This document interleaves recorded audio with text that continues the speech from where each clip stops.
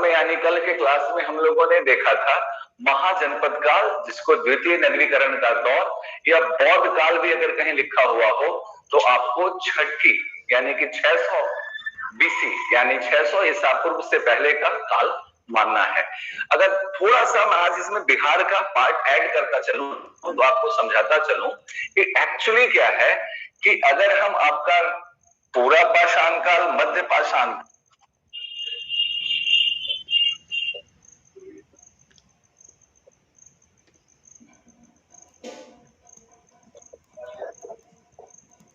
और नौ पाषाण, ताम्र पाषाण का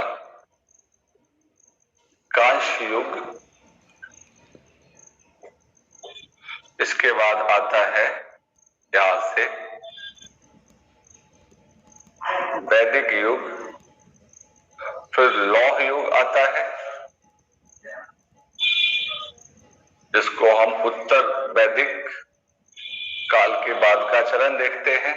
इसके बाद आपका मगध साम्राज्यवाद, या उससे पहले यहीं पे देख लोगे महाजनपद का,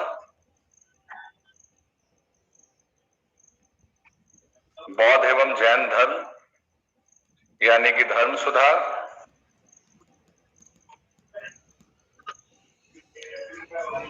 इसी के साथ साथ चलता है प्राचीन भारत का साम्राज्यवाद,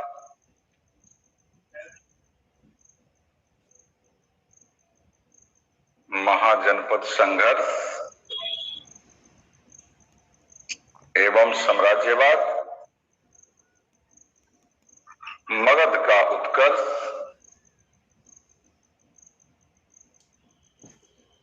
फिर इसके बाद आता है कंप्लीटली मगध के उत्कर्ष के बाद यहां लिख दे रहा हूं मौर्य काल, हर्य वंश पहले,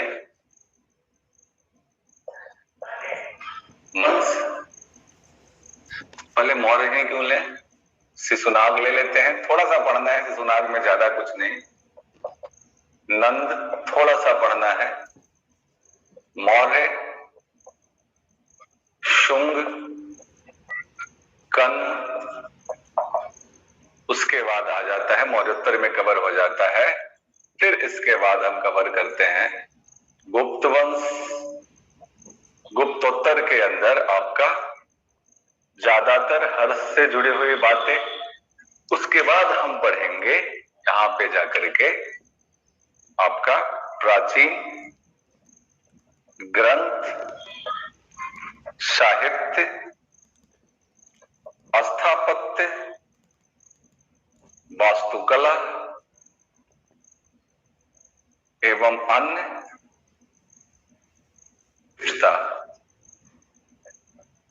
ये है अपना रोड मैप। तो जनरली हमने क्या पूरा पाषाण, नवपाषाण, ताम्र पाषाण, कांस्य युग, देखिए कांस्य युग का मतलब हो गया आपका सिंधु घाटी सभ्यता, ये हमने कवर किया। वैदिक युग हमने कवर किया, लौह युग, उत्तर वैदिक युग हमने कवर किया। अभी हम महाजनपद काल, बौद्ध जैन धर्म में बात करेंगे। प्राचीन भारत का महाजनपद संघर्ष, साम्राज्यवाद, मगध का उत्कर्ष देखते हुए फिर यहां से इस प्रोसेस को हम कंटिन्यू करेंगे।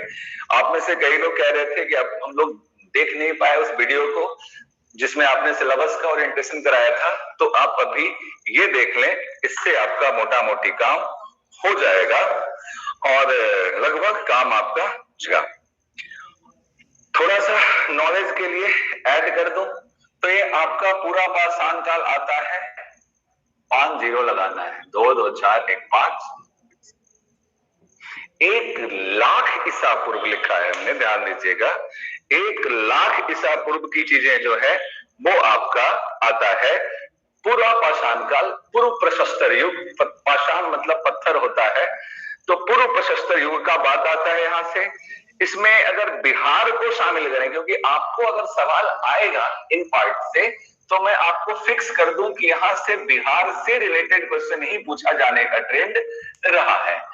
ये वैदिक काशयुगीन सभ्यता में यानी सिंधु घाटी सभ्यता में बिहार का कोई वर्णन नहीं है, तो इंडियन हिस्ट्री के अंदर हमने इसको पढ़ा। ऋग वैदिक यानी कि आपका वैदिक काल में बिहार का ज्यादा योगदान नहीं है, कुछ उत्तर वैदिक काल में थोड़ा बिहार का योगदान आ जाता है, उस पर थोड़ा सा चर्चा हमने किया था, अभी फिर से रिपीट कर दूंगा। महाजनपद काल में बिहार का योगदान रहता है 3 जनपदों के रूप में। बौद्ध धर्म, जैन धर्म बहुत प्रमुखता से बिहार के साथ अटैच हो जाता है। पूरा का पूरा पैकेट आपका बिहार जीके के लिए इंपॉर्टेंट है, बिहार हिस्ट्री के लिए इंपॉर्टेंट है। ये पूरा का पूरा पैकेट जो आपका यहाँ शुंग तक है, मान लो कम तक ही मान लो, ये बिहार के लिए महत्वपूर्ण है। साथ साथ इंडियन हिस्ट्री और बिहार हिस्ट्री एक साथ कवर करेंगे हम। गुप्तोत्तर भी बिहार के लिए महत्वपूर्ण है, और प्राचीन कला, संस्कृति, साहित्य और वास्तुकला, स्थापत्य इत्यादि के लिए भी बिहार का प्रमुखता यहाँ पे है। इसी वजह से हम भारत के इतिहास पे मेरे दोस्तों फोकस कर रहे हैं, नहीं तो प्राचीन भारत का इतिहास अन्यथा आपका पीसीएस या यूपीएससी के लिए, इवन यूपीपीसीएस के लिए भी इतना ज्यादा महत्वपूर्ण नहीं होता है, परंतु हम बात अगर बीपीएससी का करें तो ये महत्व रखता है। तो एक मोटा मोटी आइडिया आपको लग रहा होगा, इन चीजों को आप दिमाग में मद्देनजर रखेंगे। इको प्रॉब्लम आ रहा है आवाज में। कल के टेस्ट में 6 क्वेश्चन का आंसर रॉन्ग है, ऐसा होना नहीं चाहिए। आप क्वेश्चन नंबर हमें अपडेट करा दें नीरज, उसको हम चेक कर लेंगे। या क्वेश्चन नंबर तो मत लिखें, एक एक लाइन क्वेश्चन का लिख दिया करें मैसेज में कि मेरे पास अभी वो पीडीएफ का प्रिंट आउट नहीं है, तो मैं आपका उन क्वेश्चनों का करेक्शंस अगर रिक्वायर्ड है तो करा दूंगा, अगर आपको कोई कंसेप्चुअल मिस्टेक रहा है तो करा दूंगा। ठीक है, कमेंट बॉक्स में लिख दें। अमरेश कह रहे हैं थोड़ा सा इको का प्रॉब्लम है आवाज में, तो हो जाए कि साउंड ऑन नहीं हो पाया हो प्रॉपर माइक्रोफोन में, हम चेक कर लें कहीं कोई दिक्कत अगर है तो। नहीं, ठीक है। यहाँ से और किसी को कोई विशेष प्रॉब्लम है साउंड में तो बता दें। तो चलिए हम देखते हैं अब क्या होता है। मध्य प्रशस्तर युग है वो 1 लाख से लेकर के 40,000 बीसी तक का है। नवपाषाण संस्कृति, नवपाषाण काल की जो बात करें हम, वो आपका देखा जाए यहां से तो मध्य प्रशस्तर युग 40 वर्ष पूर्व से रहा, लेकिन वहां दिक्कत ये रहा कि अब अगर नवपाषाण काल की हम बात करें तो 40 वर्ष, 40,000 ईसा पूर्व में ऐसी कोई घटनाक्रम नहीं रही जो हम अलग एज में, चालकोलिथिक एज का जहां तक बात है आपका, ताम्रपाषाण का बात है, वो नवपाषाण के बाद का है। तो नवपाषाण में वस्तुतः हम आपका शामिल नहीं करते हैं, पूर्व प्रशस्तर मध्य पाषाण काल में हम शामिल करें। नवपाषाण काल जनरली आपका बोला जाता है ऐतिहासिक साक्ष्य से पहले की थोड़ी चीजें रहती हैं, तो एग्जैक्ट 40 मान करके इसको बहुत बाद में, ताम्रपाषाण जो है इससे पहले, और कांस्य युग आपका यहाँ आते आते देखिएगा, कालानुक्रम समझिएगा, ये मोटा मोटी आपका 2500 ईसा पूर्व से लेकर के आपका मोटा मोटी रहा 1700 तक लिख दो, और यहां रहा आपका वैदिक युग 1500 से लेकर के 1000, सब बीसी में चल रहा है, सब बीसी में चल रहा है। यहाँ बीसी से तात्पर्य है बिफोर का, यानी ईसा पूर्व। उत्तर वैदिक काल जो रहा 1000 है, ये 1000 से 600 बीसी, ये सब कंसेप्ट सेशन होता है, सब समझना बहुत जरूरी है। महाजनपद काल आपका 600 बीसी से प्रारंभ होता है, यहीं से आपका फिर बहुत जैन धर्म। तो अब बच जाता है कि हम ताम्रपाषाण काल और नवपाषाण काल को किस तरीके से विभेदित करते हैं। तो नवपाषाण काल जो रहता है मोटा मोटे तौर पे आपका ये माना जाता है कि 10,000 बीसी के बीच, और नवपाषाण काल शुरू हो जाता है, यहाँ से हल्का फुल्का इंसान कृषि करना शुरू कर देता है, और इससे लेकर के तकरीबन आपका 3000 बीसी के आसपास नवपाषाण संस्कृति से निकल के हम सिंधु घाटी सभ्यता यानी काशयुगीन संस्कृति की तरफ शिफ्ट हो जाते हैं धीरे धीरे करते हुए।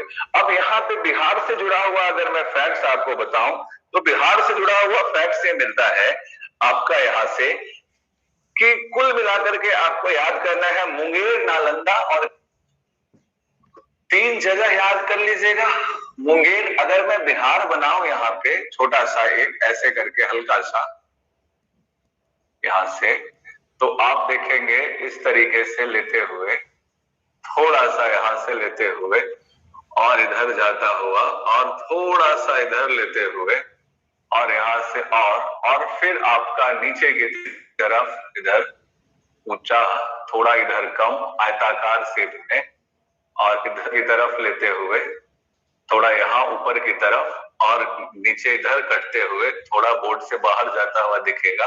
मोटा मोटी आपका ये शेप है। ये बीच में जो है यहाँ से गंगा नदी इस तरीके से निकलते हैं उत्तर बिहार और दक्षिण बिहार में। थोड़ा सा ज्यादा हो गया है शेप, तो एक मोटा मोटी समझिएगा। तो उसमें मुंगेर मैप पे लिख दे रहा हूं मुंगेर, ताकि हिस्ट्री में भी क्या चीजों के साथ साथ आपका ज्योग्राफी भी पता चले। मुंगेर, नालंदा और गया, ये बिहार के अंदर और थोड़ा झारखंड के अंदर, आपसे पूछ सकते हैं हजारीबाग, पलामू, शिवभूम के अंदर में। बिहार में बात करें तो यहाँ गया, मुंगेर और आपका इधर नालंदा। ये मुंगेर, गया, नालंदा यहाँ पे, मुंगेर और इधर आपका सॉरी मुंगेर की पहाड़ी इधर पे, नालंदा पटना से ऊपर थोड़ा सा, फिर मुंगेर की पहाड़ी यहाँ पे, गया आपका यहाँ पे। तो ये वाला पार्ट है मुंगेर, गया और आपका यहां से विशेष करके देख सकते हो नालंदा। तो नालंदा को एन लिख दे रहा हूं, मुंगेर को एम और गया को जी। ये आपका एनएमजी जो है, जहां से बिहार में किसके साथ से मिलते हैं, तो पूरा पाषाण युग के साथ से मिलते हैं, पूर्व प्रशस्तर युग के साथ से आपको यहां से मिलते हैं। गया को जे बोला जाता है, यहाँ पे मुंगेर, नालंदा, बिहार की पार्ट कवर कर रहा हूं, नालंदा, गया को जेठियन भी बोला जाता है। उस संदर्भ में गया का जगह एक है जेठियन, इसके वजह से प्रशस्तर काल के अध्ययन में गया वाला उस पार्ट में हम जेठियन नाम भी लिखा हुआ कई पुस्तकों में देखेंगे। तो मुंगेर, नालंदा और गया में झारखंड के पार्ट में भी थोड़ा सा हजारीबाग, पलामू, शिवभूम इत्यादि में आपको ये चीजें पूर्व प्रशस्तर युग की चीजें पाई गई हैं। उत्खनन में प्राप्त क्या हुआ है, तो आपके पत्थर के कुल्हाड़ी, हाथ वाला कुल्हाड़ी, खुरपी, खुर्चा वगैरह पाया गया है। लिख सकते हो इन चीजों को। पत्थर का क्या मिला है, पत्थर का कुल्हाड़ी, खुरपी एक्सेट्रा, छोटे आपका। फिर जैसे ही हम मध्य पाषाण में आते हैं, जगह आपसे पूछा जाता है कि मध्यकालीन अवशेष मुख्यतः कहां से मिले हैं, तो तेज धार वाले, तेज नोक वाले पत्थर के जो हथियार मिले हैं वहां पे। यहां क्या रहा है, तो तेज नोक और आपका नुकीले छोटा, ये अब ज्यादातर इनके जो अवशेष बिहार में अभी तक प्राप्त हुए रहे हैं वो मुंगेर से ही मिल रहे हैं। ज्यादातर यहाँ पे आपका ये पूछा नहीं गया। नवपाषाण काल पूछा जाता है, तो चेचर, चिरांद, ये दो जगह बहुत फेमस है। एग्जाम में क्वेश्चन पूछ लेने की वजह से और भी फेमस हो जाता है। तो इस तरीके से चेचर और चिरांद, चिरांद आपका छपरा जिला और चेचर वैशाली, ये आपका वैशाली और ये आपका सारण कह सकते हो आप, छपरा जिला में। यहां से नवपाषाण काल के एग्जाम में क्वेश्चन भी पूछ चुका है, रिपीट करती है विदेशी क्वेश्चन। तो चेचर और चिरांद से नवपाषाण काल के हथियार यानी पत्थर के प्राप्त हुए हैं, जिसमें कुछ सूक्ष्म पत्थर के और कुछ हड्डियों का हथियार यहाँ पे आपसे पूछा जाता है। हड्डियों का हथियार, स्टोन तो मिला है, स्टोन का भी मिला है यानी प्रशस्तर पत्थर का भी मिला है, और स्टोन के साथ साथ हड्डियों का भी, बोन का भी मिला है। स्टोन एंड बोन इसको याद करते हैं, तो ये याद रख लीजिएगा। नव प्रशस्तर युगीन साक्ष्य जो है चेचर और चिरांद से मिलता है, हड्डियों का हथियार का साक्ष्य मिलता है, यहाँ से प्राप्त हुआ है, और आपका पत्थर का भी। तो अगर आपसे ई ऑप्शन बना के पूछा जाए तो हड्डी और पत्थर दोनों हो जाने से ई ऑप्शन का संभावना बहुत ज्यादा बन जाता है। फिर आप यहां से जाते हैं आपका तो ताम्रपाषाण युग की तरफ बढ़ते हैं, और ताम्रपाषाण युग की तरफ जाते हैं तो बहुत ज्यादा बिहार में कुछ पाए जाने का साक्ष्य नहीं मिला है, और कांस्य युग लगभग आपका इसी का जो पूर्ववर्ती हिस्सा है आपका, उत्तर पाषाण युग जो रहता है बाद का, उत्तर ताम्र पाषाण युग जो है, यही आपका क्या है, पूर्व हड़प्पन पीरियड, पूर्व हड़प्पा काल और उत्तर ताम्र पाषाण काल, ताम्र पाषाण काल का लेटर एज और आपका हड़प्पा पीरियड का आपका प्रायर एज दोनों सेम रहे हैं। यहां से बिहार के लिए कोई ज्यादा साक्ष्य की आपका प्राप्ति नहीं हुई है। सिंधु घाटी सभ्यता का कोई भी आपका उत्खनन स्थल बिहार में पाया नहीं गया है। और अब वैदिक युग में आते हैं तो दोस्तों वैदिक युग में भी बहुत ज्यादा इसकी चर्चा नहीं रहा है। अब हम बात करेंगे कि कुल मिलाकर के यहां से वैदिक युग में अगर हम बात करेंगे तो ऋग वैदिक काल में बिहार का बहुत ज्यादा चर्चा रहा नहीं है, परंतु ऋग वैदिक काल में ऐसा है कि आपको मगध को कीकट और ब्रात्य बोला गया है। यहाँ के लोग प्राकृतिक भाषा बोलते थे। बिहार पहला वर्णन जो होता है वो आपका शतपथ ब्राह्मण में मिलता है। आपको बता दिया गया था शतपथ ब्राह्मण में विदेह माधव मिथिला के राजा, जहां से आपका रामायण का भी स्टोरी जुड़ा हुआ है, और उनके पुरोहित गौतम राहुगन मुंह में अग्नि लेद करके उनके अग्नि का जमीन पे आ जाने के कारण आपका सादा नीरा यानी गंडक नदी आपका यहाँ से निकलना, नारायणी यहाँ से होते हुए और यहाँ पे गंगा में मिलना, गंगा को थोड़ा हम नीचे बना दिए हैं, यहाँ आकर के गंगा में मिलना, गंगा को हम यहाँ बिल्कुल माफी चाहूंगा, गंगा थोड़ा ऊपर रखना चाहिए था हमें, है ना, गंगा को बहुत नीचे कर दिए हैं, गंगा को थोड़ा यहाँ से निकालें तो यहाँ गंगा में मिलती है, गया यहाँ आप रखिए, आपका मुंगेर आपका इस तरफ रखिए, है ना, इस यहाँ से थोड़ा सा गंगा का लोकेशन नालंदा आपका यहाँ पे रखिएगा, यहाँ गड़बड़ हो जाता है। तो ये आपका यहाँ से गड़बड़ हो गया था, मैप के थ्रू हमने मैप पे गंगा का लोकेशन सही नहीं सेट किया था। ठीक है, तो ये गंडक नदी सादा नीरा बोलते हैं इसको, सादा नीरा। और ये वाला बात आपको बता दिया था, आपको यहाँ पे ये भी बता दिया था मलद और करुणा बक्सर के लिए इस्तेमाल किया जाता है। 12 पुराण में कीकट को एक अपवित्र प्रदेश बनाया गया है, वही आपका वायु और पद्म, वायु और पद्म पुराण में बिहार को, खास करके गंगा आपका गया वाले प्रदेश को वायु पुराण और पद्म पुराण का पवित्र जगह बोला गया है। 12 पुराण में बोला गया है कि अपवित्र क्षेत्र है। बिहार का वर्णन पुराणों में भी मिलता है, बिहार का वर्णन आपका रामायण में भी मिलता है। मलद और करुणा आपको रिकॉल करवा रहा हूं बिहार का अटैचमेंट देते हुए सारी चीजों को।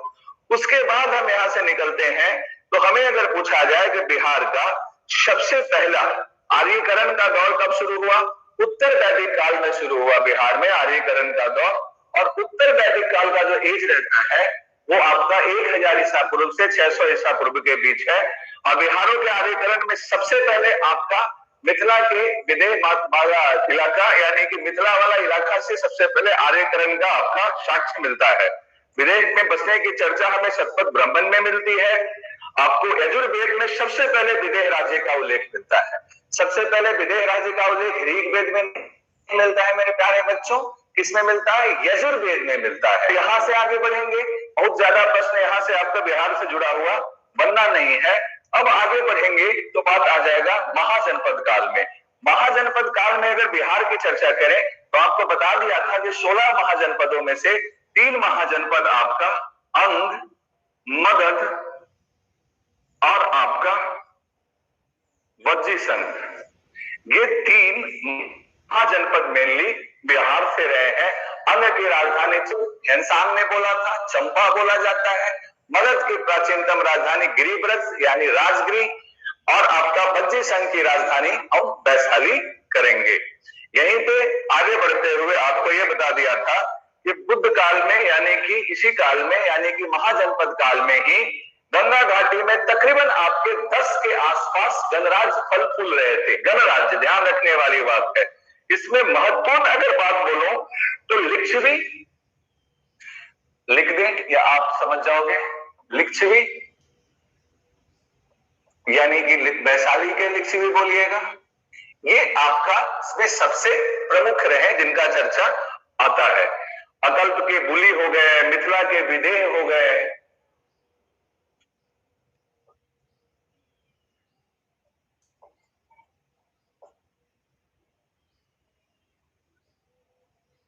ये भूली हो गए, बिहार से जुड़ा हुआ मामला है, आपसे पूछा भी यही जाता है। ये ज्यादातर इस 10 में से ये 3 आपका प्रोमिनेंट नाम याद रख लीजिएगा, पूछ लिया जाता है। अब हम चर्चा कर रहे थे, कल भी कर रहे थे, अभी वापस करूंगा। तो क्या अंग का चर्चा करेंगे हम। सबसे पहले तो आपको ये बताया था कि अंग का सर्वप्रथम उल्लेख कहां मिलता है, अ से अंग और अ से अथर्ववेद। सबसे पहले अंग प्रदेश का चर्चा हमें अ से अंग, अ से अथर्ववेद में मिलता है। अंग को किसने मगध में मिलाया? तो बिंबिसार। याद रखने के लिए आपको बता दिया था, अ से अथर्व वेद में मिलता है, अ से अंग और ब से बिंबिसार। बिंबिसार ने बोला कि अब बहुत हुआ, तो मगध का हिस्सा बन जाओ। तो अंग को मगध में किसने मिलाया? बिंबिसार ने। बिंबिसार ने युद्ध में किसको हरा? तो ब्रह्मदत्त को हराया था। ये भी ब से है। बिंबिसार वर्सेस ब्रह्मदत्त का युद्ध था और अंग को मगध में मिला लिया जाता है। अंग की राजधानी की चर्चा हो गई। अंग का आखिरी आर्य राजा के रूप में महाभारत में चर्चा कुंती पुत्र कर्ण का मिलता है। और यही आपको एक इंपॉर्टेंट क्वेश्चन के रूप में याद दिलवाया था, बताया था कि अंग के राजा दधिवाधन भी बोला जाता है। अंग के राजा दधिवाधन की पुत्री चंदना अंग के राजा दधिवाधन की कुंदना जो रहती है वो महावीर। कौन महावीर? तो आपका जैन धर्म के 24वें तीर्थंकर महावीर की प्रथम महिला शिष्या के रूप में जैन संघ में शामिल होती है। वो कौन? तो अंग प्रदेश की राजा दधिवाधन, जो कि ब्रह्मदत्त के पूर्ववत थे, ब्रह्मदत्त से पहले के थे। ब्रह्मदत्त से पूर्ववत राजा दधिवाधन के पुत्री चंद्रा। फिर आपका यहां से हम अंग प्रदेश से निकलते हैं, ज्यादा इसमें क्वेश्चन नहीं आता है। अगर कुछ बना सकते हैं, ज्यादा कुछ पूछेंगे, बिहार से जुड़ा हुआ मामला है, तो अंग प्रदेश का पहला राजा तितुक्षी का चर्चा आता है। अति सबसे पहले आपका अंग में तितुक्षी राजा का चर्चा आता है। तितुक्षी आपका और कुल 25 राजाओं का चर्चा मिलता है अंग प्रदेश में। सभी को हम पढ़ नहीं सकते हैं। पहला राजा पढ़ लीजिए, आखिरी पढ़ लीजिए, ब्रह्मदत्त। चंद्रा का नॉलेज रखिए। अंग प्रदेश लोकेटेड कहाँ है, नॉलेज रखिए। अंग को मगध में किसने मिलाया, ये नॉलेज रखिए। और अंग को लेकर के वेंसान का टिप्पणी क्या रहा, इसका नॉलेज रखिए। और ये नॉलेज रखिए कि बौद्ध काल में 6 महानगरों में चंपा सुमार रहा है था। तो हम अब आपसे पूछना चाहते हैं, अंग से रिलेटेड आपको जो 6-7 जो सवाल बताया वो आपके दिमाग में बैठ गया? पूरा पाषाण से लेकर मध्य पाषाण, नव पाषाण, ताम्र पाषाण, उत्तर ताम्र पाषाण, हड़प्पा काल का पीरियड, कांस्य युग यानी सिंधु घाटी सभ्यता, वैदिक युग, लौह युग में बिहार की स्थिति और 3 महाजनपद, और ये सारा आपका क्रोनोलॉजी माइंड में सेट हो रहा है। क्रोनोलॉजी बहुत इंपॉर्टेंट है हर चैप्टर को आसान करने के लिए, आपका समझ विकसित करने के लिए। हाँ जी, सरजीत प्रियदर्शी, इसको हमने गंगा का मैप जो था उसके थ्रू करेक्ट करवा दिया है। वो गलती से हमने मैप गंगा को बहुत नीचे कर दिया था, क्षमा चाहूंगा। जब बाद में गया तो दिखाई दिया, लोकेट करवाने गया तब हमें दिखाई दिया कि गंडक नदी तो गंगा में हमने शामिल करवा दिया। वो हमने गंगा को थोड़ा सा जैसे नीचे लेके चले आए। हाँ नीरज, थोड़ा सा क्वेश्चन मेरे पास है नहीं, मैं मंगवा लेता हूँ स्क्रीन पे, टैब पे मंगवा लेता हूँ, देख लेता हूँ, मैं देख लूंगा। क्लास के आखिरी में इन सभी क्वेश्चनों को देख लेंगे नीरज, निश्चिंत होकर के। जो भी क्लास रहा है वो आप लीजिए। ठीक है सरजीत, क्लियर है आपका? ये आपका दक्षिण बिहार का हिस्सा है ना। यहाँ से हम गंगा के लेके चले गए, गंगा को हमने बहुत ऊपर कर दिया था और दक्षिण बिहार को बहुत ज्यादा हमने यहाँ से बड़ा बना दिया था। यहाँ से देखेंगे तो थोड़ा सा ऊपर जाते हुए इधर तो झारखंड शुरू हो जाता है, गया आपका इधर, मुंगेर आपका इधर, नालंदा आपका इधर, ये इधर दिखाना पड़ेगा। ये यहाँ है बेसिकली मेरे दोस्त, है ना। वो एक बिहार का मैप साइज और बाकी चीजों के वजह से ये समस्या क्रिएट हुई। और वास्तव में भी बिहार का मैप आपका इसी स्वरूप का है। उत्तर से दक्षिण आपका और पूरब से पश्चिम का विस्तार जो है तकरीबन आपका 55-45 यानी कि आपका 11-9 के तकरीबन अनुपात में रहता है मैथमेटिकली, अगर इसको हम एक्सप्लोर करके बताएं तो। तो चले एक बार फटाफट इन चीजों को रिकॉल आपने कर ही लिया कि पूरा पाषाण के साथ आपका मुंगेर, नालंदा, गया इत्यादि में मिलते हैं। मध्य पाषाण आपका मुंगेर में, नौ पाषाण के साक्ष्य के लिए चेचर और चिराग याद रखिएगा, ये भी याद रखना बहुत जरूरी है। चेचर वैशाली और चिराग सारण में है, ये याद रखिएगा। यहाँ आपका पत्थर का कुल्हाड़ी जिसमें सेब बहुत अच्छा नहीं होता था, यही पहचान है। मध्य पाषाण कालीन, पूरा पाषाण कालीन जो अवशेष में उस समय के हथियार मिले हैं। मध्य पाषाण कालीन में तेज, नुकीले और छोटे हथियार मिले हैं मुंगेर से। नौ पाषाण कालीन स्टोन एंड बोन यानी कि नौ पाषाण में पत्थर और हड्डियों से बना हुआ तेज नुकीले हथियार चेचर चिराग से प्राप्त हुए हैं। और बिहार से लोकेटेड करते रहिएगा इनको।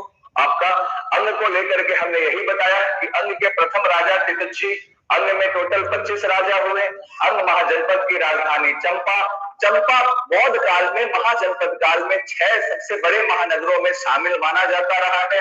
अब आप बात करेंगे यहां से, तो अंग प्रदेश का सबसे पहले चर्चा भी जो आपका है अथर्ववेद में ही मिलता है। अथर्ववेद में अंग प्रदेश का चर्चा मिलता है। तथा बिंबिसार, बिंबिसार ने ब्रह्मदत्त को हरा करके अंग प्रदेश को मगध में मिला लिया। और दधिवादन की पुत्री चंदना अंग प्रदेश की ही थी, जो आपका 24वें तीर्थंकर महावीर की अनुयायी बनती है और जैन संघ में शामिल होती है और वो प्रथम महिला होती है। साथ ही साथ हमने आपको ये भी बताने का प्रयास किया वैदिक युग के दरमियान की आपका शुरुआती दौर में पूर्व वैदिक सभ्यता के अंदर बिहार में के प्रदेश को कीकट और भ्रात्य बोला जाता था। ऋग्वेद में मगध का क्षेत्र रहा, उसको ऐसा ही बोला गया, ये प्राकृत भाषी लोगों का क्षेत्र था। उत्तर वैदिक काल में बिहार का आर्यीकरण प्रारंभ होता है। बिहार का आर्यीकरण सबसे पहले आपका मिथिला और विदेश में माधव का वहां बसने का चर्चा मिलता है। ये आपका चर्चा मिलता है आपका सबसे पहले बिहार का शतपथ ब्राह्मण में। गौतम राहुगण उनके पुरोहित और शादा नीरा नदी की तट तक जाने का आपका कहानी है, जिसको आधुनिक गंडक नदी बोलते हैं। यजुर्वेद में सबसे पहले विदेह राज्य का चर्चा मिलता है, लेकिन ये कहानी आपका अथर्ववेद में है। रामायण में मलद और करुणा का जो जिक्र होता है वो बक्सर के लिए है। महाजनपद काल में आपको ये बातें हमने बताया। और अब इसके बाद हम चलेंगे वज्रेशन और मगध की तरफ। तो हम अब थोड़ा सा बोर्ड को शार्प कर लें, ये चीजें यहां तक क्लियर है। किसी को कोई विशेष डाउट हो तो बता दो। वो मैप थोड़ा सा नदी डिसलोकेट हो गया था, फोकस हमारा हिस्टोरिक फैक्ट्स पे था, इस वजह से।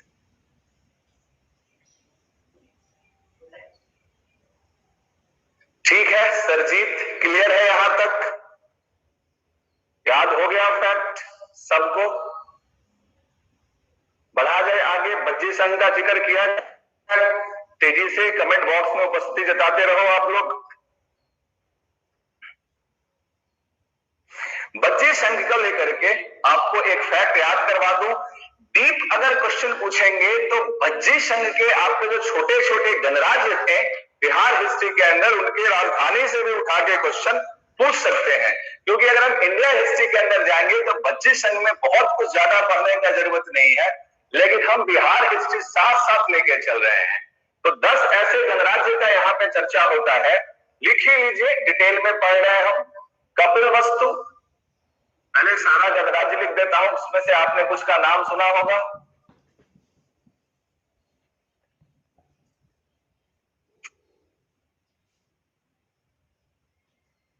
एक शुमम शुमार बोलते हैं, कम फेमस है। केशपुत्र, कलाम नाम सुना होगा आपने। रामग्राम, सब छोटे छोटे राज्य थे, लेकिन इंपॉर्टेंट वालों का सिर्फ मैं याद करा दूंगा। कुशी का मल वाली बातें होंगी। पावा, दोनों में मल ही है। इसके बाद पिपलीवान, मौर्य,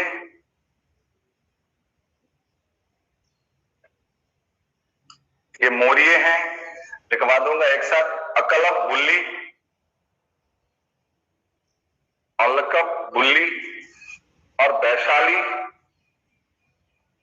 लिच्छवी और मिथिला, विदेह।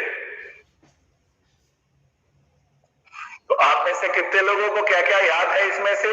ये 10 छोटे गणराज्यों का एक संघ था जिसे बज्जी संघ बोला जाता है।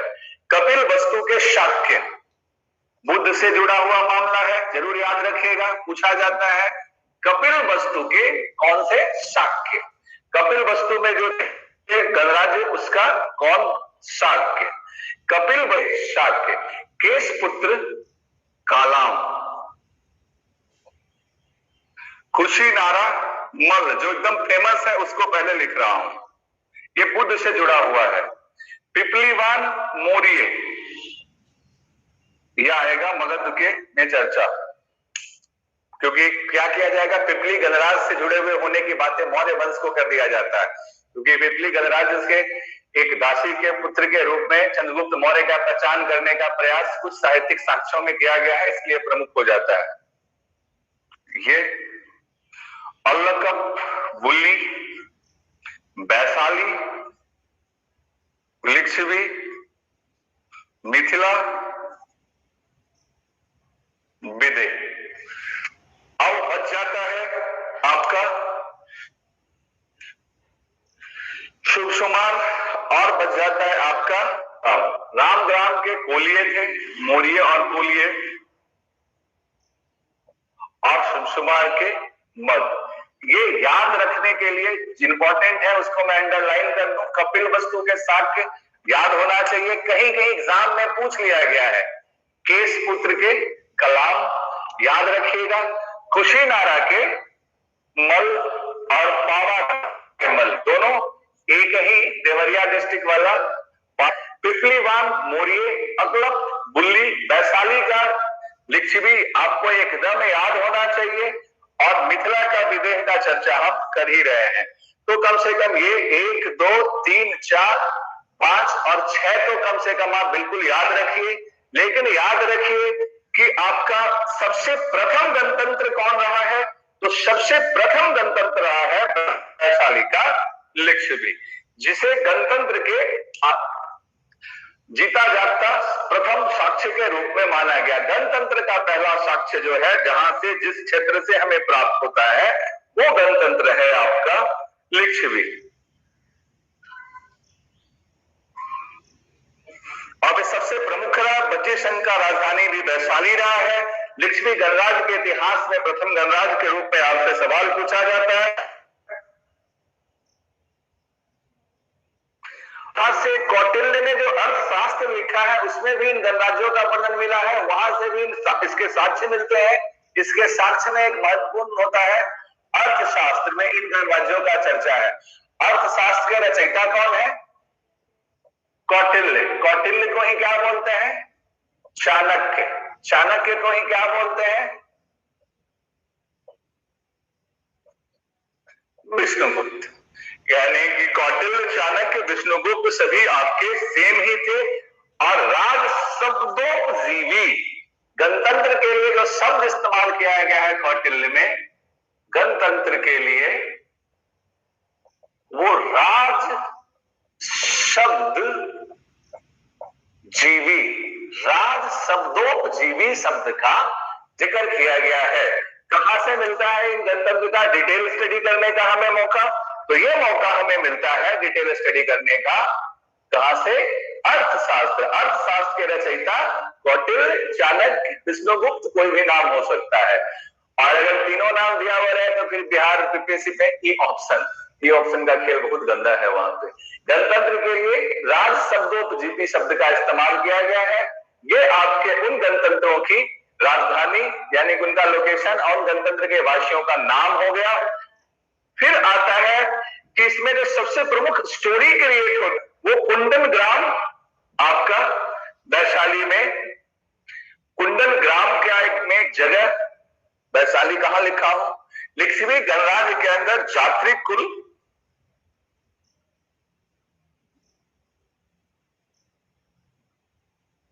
और यहां पे आते हैं कुंडन ग्राम। और ये किससे जुड़ा हुआ है? महावीर। और किसी भी इसमें बाद में महावीर जब आपको अलग से पढ़ाएंगे तो कपिल वस्तु, शाक्य कुल, ये किससे जुड़ा हुआ है? तो बुद्ध से। तो दो कम से कम आपको एकदम याद रहना चाहिए।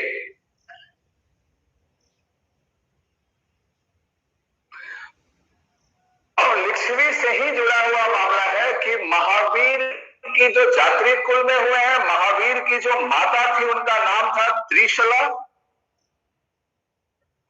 वो चेटक की पुत्री थी या बहन थी? लिच्छवी नरेश चेटक, लिच्छवी नरेश चेटक की पुत्री या बहन? गलती करिएगा आप लोग, कमेंट करिए अगर किसी को पता है तो। इस तरीके से याद रह जाता है। चेटक की पुत्री या बहन थी त्रिशला। कौन थी? महावीर की मां और चेटक की बहन। महावीर की मां, चेटक की बहन। कभी नहीं भूलिएगा, ऐसे ऐसे छोटे छोटे ट्रिक्स दिमाग में बना लेना चाहिए। तो यहाँ पे आपको इस तरीके से मां बहन हो गया, सॉरी माफी चाहूंगा, महावीर की मां कौन? त्रिशला। और चेटक की बहन कौन? त्रिशला। तो त्रिशला महावीर से कैसे रिलेट कर रही है? तो महावीर की मां और चेटक की बहन। कौन से? आपका लिच्छवी कुल में, खुद जात्री कुल में पैदा हुए, कुंडन ग्राम में। तो बाद में भी ये चर्चा आ जाएगा। और यहाँ पे अम्रपाली का चर्चा आता है। और इस गणतंत्र को पूर्ण गणतंत्र तो नहीं कहते हैं, कुलीन तंत्र कहा गया है। बाद में जब अध्ययन हुआ तो देखा गया है यहाँ कुलीन तंत्र था, जिसमें कुछ ही थे जो राज नियंत्रण में मतलब पार्टिसिपेट करते थे। बुजुर्गों का विशेष महत्व था। और एक संस्था नामक शब्द का चर्चा आता है। तो ये जो गणतंत्रात्मक शासन रहा बौद्ध काल में, महाजनपद काल में, इसमें राजा की जो सभा रही वो संस्था कहलाई। संस्था ही इस गणतंत्र पर निगरानी करती थी, राजा पर निगरानी करती थी। इस संस्था में बुजुर्ग ज्यादा महत्व होता था। सबसे पहले गणतंत्र का बात लिच्छवी से। इसी गणतंत्रात्मक व्यवस्था को अर्थशास्त्र में, कौटिल्य रचित अर्थशास्त्र में राज शब्दोपजीवी कहा गया है। बद्ध संघ के छोटे छोटे 10 गणराज्य हो गए और ये कुल मिलाकर के आपका आउटर स्प्लिट बनता है।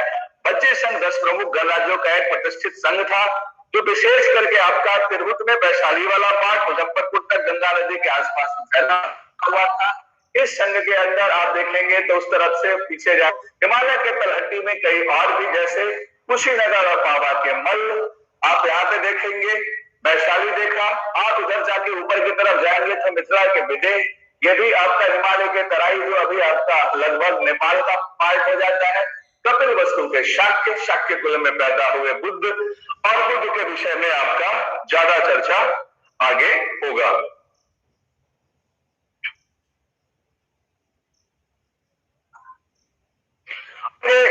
कि लिच्छवी गणराज्य के विषय में, बज्जी संघ में लिच्छवी गणराज्य से आपका देखें तो उसमें क्या हो जाता है? दुनिया का पहला वाला जरूर बात याद कर लीजिएगा। बिहार के लिए बहुत ही गर्व की बात होता है कि हम गणतंत्र के पिता मह रहे हैं, जननी रहे हैं बेसिकली।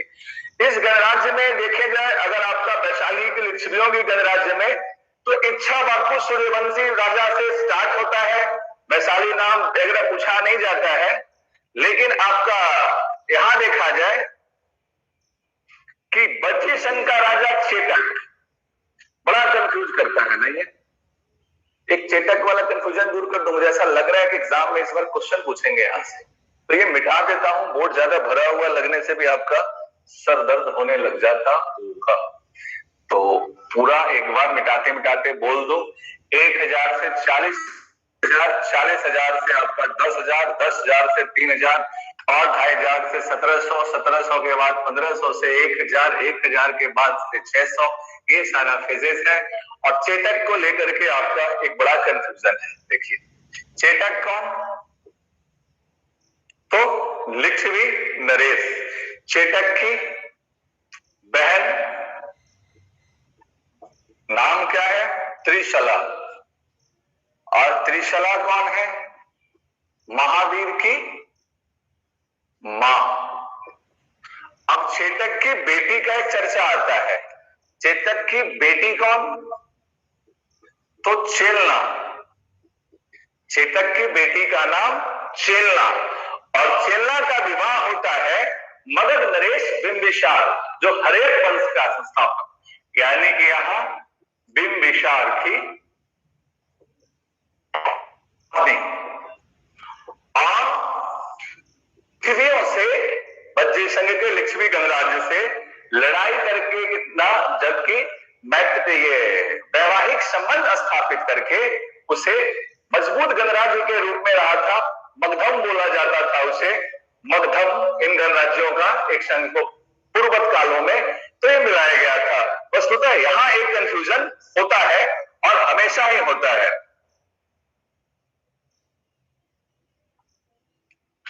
और आप देखेंगे कि इसी तरीके से फिर बिंबिसार इसको अपने अधीन करके और राजतंत्र का वहां पे समाप्ति कर देता है। फिर वैशाली का चर्चा आ रहा है, तो वैशाली में एक नर्तकी का चर्चा आता है, अम्रपाली। अम्रपाली नामक नर्तकी पे मुग्ध हो जाते हैं। वैशाली लिच्छवी की राज नृत्यांगना, वैशाली लिच्छवी की राज नृत्यांगना रहती है। अम्रपाली तो अम्रपालित होकर बिंबिसार लिच्छवियों पे यहाँ पे हमला कर देता है और उसके बाद आपका यहां से निकल के आता है चर्चा कि वहां से उसके बाद जीत के लाता है आर्य अम्मा कह के उसे अपने संग। देखो अम्रपाली के बारे में ये जान लीजिएगा, पूरा कहानी आपको बता दूं तो अम्रपाली एक गणिका, और गणिका का बात हो तो बिल्कुल एक नृत्यांगना जो काम कला में निपुण रही है। राज नृत्यांगना का दर्जा उसमें बहुत उच्च क्वालिटी का मतलब हाई क्लास लेवल का माना जाता रहा था। बिंबिसार वहां से जीत करके लिच्छवी ले आते हैं। बाद में क्या करते हैं कि महात्मा बुद्ध से मुलाकात होता है और महात्मा बुद्ध इसको अपने संघ में, बौद्ध संघ में शामिल करा लेते हैं। इनका संबंध कहां से रहा है? वैशाली। अम्रपाली एक्सप्रेस एक ट्रेन भी चलता है जो हाजीपुर वैशाली से होके गुजरता है। अब इनका संबंध वैशाली से रहा है। ये क्या थी? राज नृत्यांगना। कहां की? तो आपका लिच्छवी वैशाली, लिच्छवी गणराज्य की। इनको वैशाली से जीतकर कहां ले जाया जाता है? बिंबिसार। बिंबिसार इनको वैशाली से जीतकर, बिंबिसार इन्हें वैशाली से जीतकर कहां ले जाता है? वैशाली से राजगिरी। और राजगिरी में बाद में वैशाली का बिंबिसार का बौद्ध धर्म के साथ भी जुड़ाव रहा है। बौद्ध संगति का चर्चा जब पढ़ाऊंगा तो यहाँ पे अम्रपाली का से मुलाकात होता है बुद्ध का, और बुद्ध इन्हें आर्य अम्मा कह के संबोधित करते हैं और आर्य अम्मा कह के संबोधित करते हैं। साथ ही इन्हें अपने बौद्ध संघ में शामिल कर लेते हैं, बौद्ध संघ में शामिल कर लेते हैं। अब यहाँ पे कंफ्यूज हो जाइएगा कि क्या बौद्ध, जैसे हमने आपने बताया कि जैन धर्म में सबसे पहले शामिल महिला का नाम रहा चंदना, चंदना जो कि दधिवाधन की पुत्री रही है, तो क्या वैसे ही बौद्ध संघ में शामिल होने वाली प्रथम महिला आर्य में सम्मानित किया जाने वाली नृत्यांगना अम्रपाली रही है? तो उत्तर होगा नहीं, क्योंकि बौद्ध धर्म में सबसे पहले सौतेली माता या मौसी जो प्रजापति गौतमी रही है। तो बौद्ध धर्म में जो पहली महिला शामिल हुई, देखो बौद्ध धर्म नहीं पढ़ा रहा हूं, ये चर्चा है इनसे जुड़ा हुआ तो बता दे रहा हूं। बौद्ध धर्म में शामिल पहली जो रही है महिला बौद्ध धर्म संघ में शामिल पहली महिला कौन रही है? तो ये रही है आपका प्रजापति गौतमी। प्रजापति, आज थोड़ा मार्कर का फिलिंग प्रॉपर नहीं रहा, कोई नहीं। प्रजापति गौतमी दिख तो जा रहा होगा या बहुत दिक्कत हो रहा है दिखने में? मैं फिलिंग करवा लेता हूं, मार्कर का फिलिंग कर दीजिए सर, ये डिप नहीं किया हुआ है। ये भी आप चर्चा यहाँ पे देख सकते हैं। ये सब आपका यहां से इन संघों से, गणतंत्रात्मक संघों से जुड़ा हुआ कहानी था। तो हमने अंग देखा, बज्जी संघ देखा, अब हम देखते हैं हरेक वंश से आपका, या उससे थोड़ा पहले भी जाते हैं अगर, तो हम देखना पड़ेगा विशेष रूप से हरेक वंश से पहले जाते हैं तो बेगत। लेकिन क्या है कि ये चर्चा बहुत कम रहता है। इससे पहले मगध साम्राज्य का अगर हम आपका उत्थान वगैरह देखें, उससे पहले हमें बौद्ध धर्म और जैन धर्म आई थिंक पढ़ लेना चाहिए। बट मगध साम्राज्य में आपको वंशावली याद हो जाना चाहिए कि कैसे कैसे रहा है। तो वो कम से कम एक काम तो आज आपका कर ही देता हूं, क्योंकि मगध का जो प्रारंभिक इतिहास है वो महाभारत से उसको बहुत ज्यादा तवज्जो नहीं दिया गया है। इसीलिए सबसे प्रथम शासक जरासंध का उल्लेख तो मिलता है, लेकिन ज्यादा भीम के साथ द्वंद्व युद्ध होता है, लेकिन बहुत ज्यादा उसे तवज्जो नहीं दिया गया है। जो तवज्जो दिया गया बाद में आपका यहाँ पे बृहद्रथ वंश। तो आपसे पूछा जाए मगध का सबसे प्राचीन वंश कौन रहा? बृहद्रथ वंश। अब बृहद्रथ वंश सबसे प्राचीन वंश था मगध का, लेकिन एक्चुअली यहां पे भी बहुत ज्यादा साम्राज्यवाद का पुट नहीं आता है, यानी साम्राज्यवाद की बातें बहुत ज्यादा नहीं होती है। यहाँ पे बृहद्रथ वंश को लेकर के सवाल भी नहीं पूछा जाता है। और यहां पे देखा जाए तो एक्चुअली जो कहानी शुरू होता है वो 544 ईसा पूर्व से शुरू होता है। इससे पहले का जो बृहद्रथ वंश का रहता है 600 ईसा पूर्व के आसपास से लेकर के 544 ईसा पूर्व तक का आपका चर्चा ज्यादा नहीं है।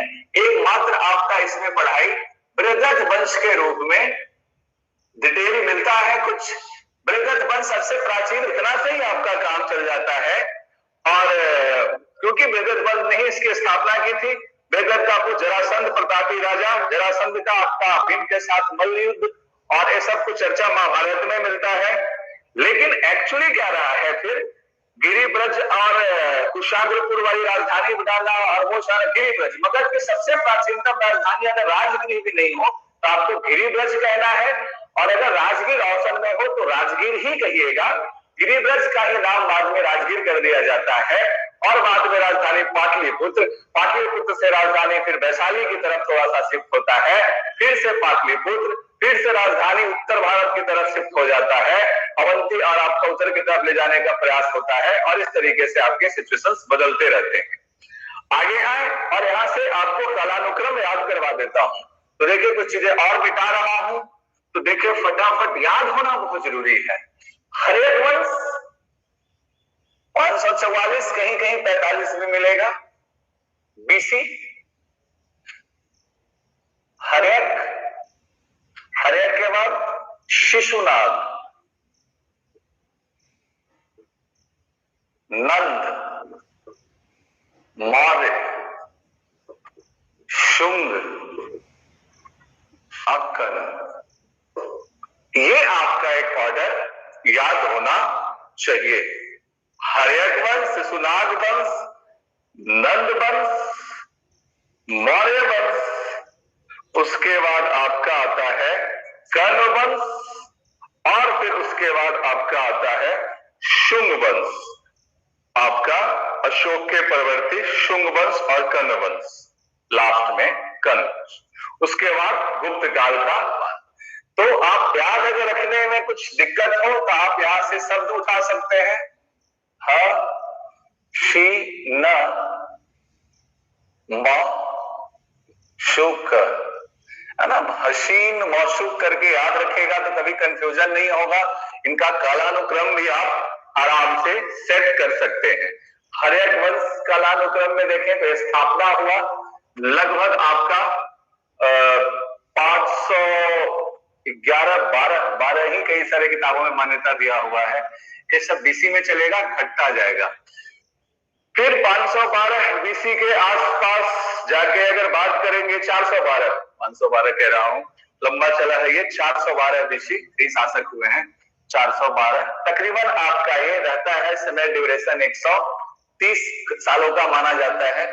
फिर 412 से लेकर के सब बीसी में है तो लिखने का जरूरत नहीं है, आपका तो आप समझने लग गए होंगे।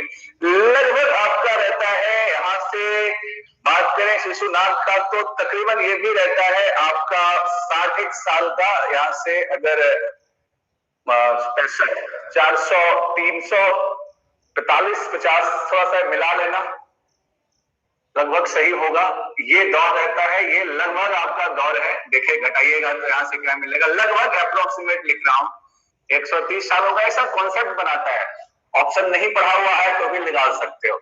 यहाँ आपका लगभग 67 वर्ष का, 65-70 वर्ष का माना जाता है। शुंग वंश का रहता है। उसके बाद नंद वंश का भी लंबा शासन काल रहता है। नंद वंश का 344 से 322 ईसा पूर्व। लेकिन आपका इसमें राजा बहुत बोलते हैं, महापद्मनंद से शुरू होकर लास्ट में घनानंद तक कहानी खत्म हो जाता है। नंद वंश का शासनकाल का वर्णन तो वैसे पुराणों में बहुत रहता है, लेकिन अगर सच के तौर पे देखें तो 344 से 322 ईसा पूर्व की बात होती है, तो तकरीबन आपका 22 वर्ष का ही घटनाक्रम रहता है। और यही आपका बाद में मौर्य वंश का प्रारंभ हो जाता है। 322-23 भी कहीं कहीं चंद्रगुप्त मौर्य 322 ईसा पूर्व से 298 तक लगभग आपका 24 साल तक रहता है मौर्य वंश। 322 ईसा पूर्व से 398 24 साल तक मौर्य वंश। लेकिन मौर्य के बाद आपका काफी लंबा इसका सीढ़ी रहता है।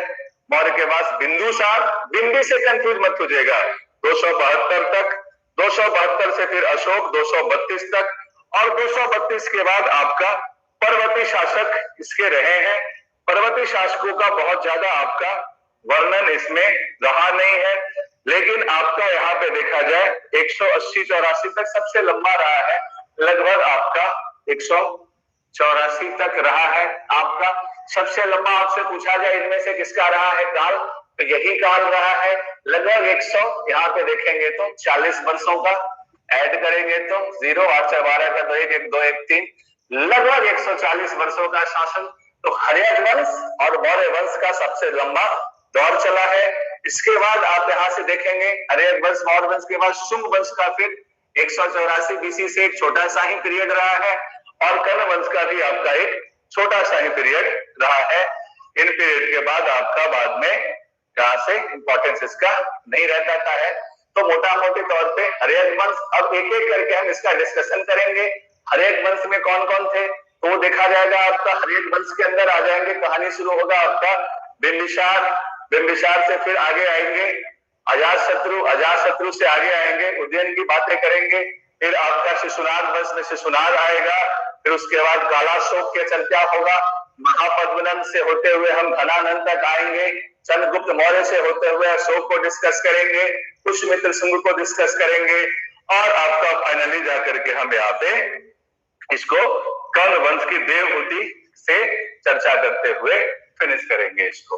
तो ये हुआ आगे का पूरा रूपरेखा। तो सबसे पहले मैं आपको ये बता दूं कि आपका ये आउटलाइन हमने बना लिया, इसी आउटलाइन पे चलेंगे, और पैरेलल में आपका बौद्ध धर्म और जैन धर्म भी आपका चलता रहेगा। मैं आपको एश्योर कर दूं, ये जो आने वाला 3-4 क्लास है, ये आपका 3 से 4 क्वेश्चन लेके आएगा। अभी जो हम लोगों ने पढ़ा महाजनपद तक, वहां से कोई आपका 2 क्वेश्चन कवर करेगा, यहाँ से 3-4 क्वेश्चन जरूर, 4-5 भी हो सकता है कवर करेगा। और 3-4 सवालों के लिए हम गुप्तोत्तर वगैरह पढ़ेंगे, बिहार के साथ जुड़ाव रख रहा हूं इसलिए। 4 3 7 तो 9 10 से 12 सवाल बिहार के साथ जोड़ के देखा जाए तो प्राचीन भारत के इतिहास से कवर होता है।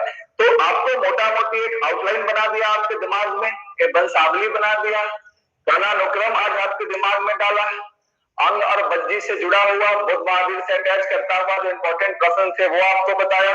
तो आज आपका बिहार पे विशेष फोकस करते हुए जो हमने अब तक पढ़ा था उन चीजों को शामिल करने का प्रयास किया। अब इसी को सब कुछ बिहार से जुड़ा हुआ सारा है, सारा चैप्टर ही बिहार का हो जाएगा, तो उम्मीद करते हैं आप इसको कवर कर जाएंगे। अब हम उस क्वेश्चनों पे जाएंगे जिसके डाउट्स आपको रहे हैं। कमेंट में sound have too much echo, sound में इको ज्यादा रहा है, चलो माइक्रोफोन में कुछ प्रॉब्लम रहा होगा।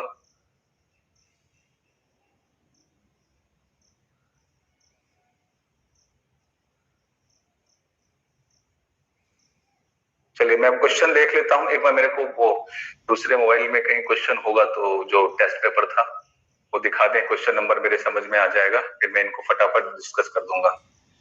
सरजीत, इट माइट बी कि आज क्लासरूम का कुछ अरेंजमेंट चेंज हुआ है, तो might be some problems should be there, मैं मंगा लेता हूं। और बाकी साउंड का स्थिति ज्यादा ठीक नहीं रहा आज।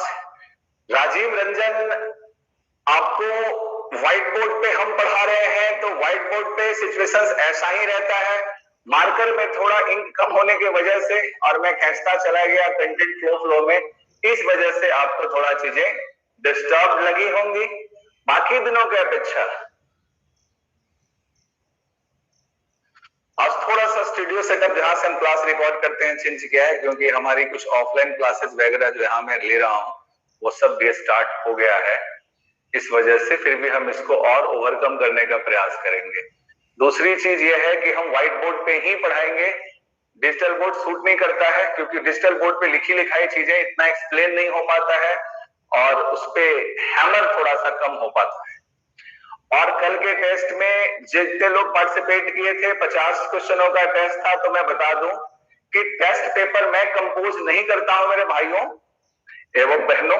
टेस्ट पेपर के लिए इंडिपेंडेंट अथॉरिटी अलग एक कुछ व्यक्तियों को दिया हुआ है अलग अलग सब्जेक्ट में, वो इसी चीज के एक्सपर्ट है, तो प्रीवियस ईयर और इधर उधर की बाकी चीजों से निकाल करके और करते रहते हैं। अब आप हमें फटाफट क्वेश्चन नंबर बताइए। नीरज ने कुछ क्वेश्चंस बताया है, उसको मैं सोल्यूशन करवा देता हूं, बाकी लोग भी देख लेंगे क्वेश्चन क्या रहे थे, कहां डाउट रहा था, ये मैं देख लेता हूं। क्वेश्चन आपके वैदिक काल के टेस्ट के रहे हैं, तो चलिए नीरज आपके क्वेश्चन रहे हैं क्वेश्चन नंबर 21, तो फटाफट देख लेता हूं। क्वेश्चन नंबर 21 सही आंसर सीधा मैं बता दिया करूंगा। कपिल मुनि द्वारा प्रतिपादित दार्शनिक, अरे यार तो याद करवाया था ना, कपिल मुनि ने सांख्य दर्शन दिया था। कपिल मुनि का सांख्य दर्शन, गौतम ऋषि का न्याय दर्शन, और आपका जैमिनी मीमांसा, और आपका वेदांत बाद नारायण। याद कर लेना था पूरा, गड़बड़ कर दिए या की गलत लगा हुआ तो देख लीजिएगा। फिर आपका है 23 नंबर क्वेश्चन में, तो 23 नंबर क्वेश्चन में आपको करवाया हुआ था अथर्ववेद, सामवेद के अंदर संगीत, सी के अंदर 4, और आपका अथर्ववेद के अंदर आपका औषधियों से संबंधित भी आपको कह दिया जाता है, डी का 3। फिर आपका ए का 1 ऋग्वेद ईश्वर की महिमा और बलिदान विधि, यानी 23 का आंसर बी होना चाहिए। ठीक है, वेरी गुड। 28 तो करवाया हुआ है, तो जबकि पेपर मैं नहीं बनाता हूँ, इंडिपेंडेंट कंपोनेंट के द्वारा बनाया था। सांख्य और योग, न्याय, वैशेषिक, मीमांसा और वेदांत, ये जो 6 प्रकार के दर्शन है, ये वैदिक युग में इनके लक्षण तो आ गए थे, लेकिन इनका जो आपका स्पष्ट रूप से अभिव्यक्ति होता है वो गुप्त काल में होता है। तो गुप्त काल इसका उत्तर कर लीजिएगा। ठीक है, गुप्त काल अगर है किया हुआ उत्तर तो सही है, आप देख लीजिएगा। निम्न में से दस्तकारी कौन सी है जो आर्यों द्वारा व्यवहार में नहीं लाई गई? आर्यों को लोहे के बारे में ज्ञान नहीं था, तो लोहारगिरी नहीं लाई गई थी। काठ जानते थे, आभूषण बनाते थे निष्क नाम से, और पॉटरी जानते थे। ओसीपी एनपीडब्ल्यू। एफ पे आंसर गलत लग गया है क्या? तो मैं जो बोल रहा हूं उसको नोट कर लीजिएगा। फिर से बोल दिया जाए क्या? चलिए फिर से बोल देता हूं, अगर गलत लग गया है तो 21 का आंसर, अभी यही हाथों हाथ 21 का आंसर कपिल मुनि सांख्य दर्शन, 23 का आंसर आपका ऋग्वेद ईश्वर की महिमा, यजुर्वेद बलिदान विधि, सामवेद संगीत, अथर्ववेद औषधियों का ज्ञान। 28 नंबर क्वेश्चन का आंसर है सांख्य, योग, न्याय, वैशेषिक, मीमांसा एवं वेदांत, जो 6 दर्शन है, इसकी स्पष्ट अभिव्यक्ति गुप्त काल में होती है, हालांकि इसका प्रारंभ वैदिक युग में हो जाता है।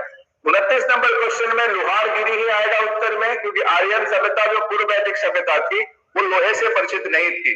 फिर आपका आता है 33 नंबर क्वेश्चन, गोत्र का प्रचलन कब हुआ? गोत्र का जिक्र हालांकि ऋग्वैदिक काल में आता है, पर गोत्र व्यवस्था अस्तित्व में पूर्णतः उत्तर वैदिक काल में आती है, और उत्तर वैदिक काल में पर गोत्र विवाह शुरू हो जाता है। ठीक है, आगे बढ़ता हूं। 42 नंबर सवाल, 42 नंबर सवाल ऋग्वैदिक काल से संबंधित विद्वान संस्कृति दोनों ही थी, ओसीपी और चित्रित मीटर, पीडीडब्ल्यू, एनपीजीडब्ल्यू भी आपका था, पिक्चर्ड ग्रेवेयर, और आपका ओसीपी ऑर्चिड कलर पॉटरी। ठीक है, यानी दोनों बोथ इसका आंसर आएगा, 42 का सी आएगा। और कोई डाउट बताइए फटाफट, अगर कोई और डाउट है तो वैदिक ही लिखा हुआ है ना इसमें। अच्छा, सॉरी, ये वैदिक काल की बजाय ऋग वैदिक काल पूछ रहा है। हाँ, ऋग वैदिक काल में इन अगर लगाए ना, न्यू पिक्चर्ड ग्रे बेयर अगर आपको बोला जाए ना, एन पीजीडब्ल्यू अगर बोला जाए ना, एनपीजीडब्ल्यू, तब बोलिएगा आप इसको उत्तर वैदिक काल। बट आपका ऋग वैदिक काल के जो लेटर एज था उत्तर वैदिक काल से पहले का एज में, इसका आंसर यही मानिएगा, यूपी पीसीएस ने आपका आंसर सी माना है।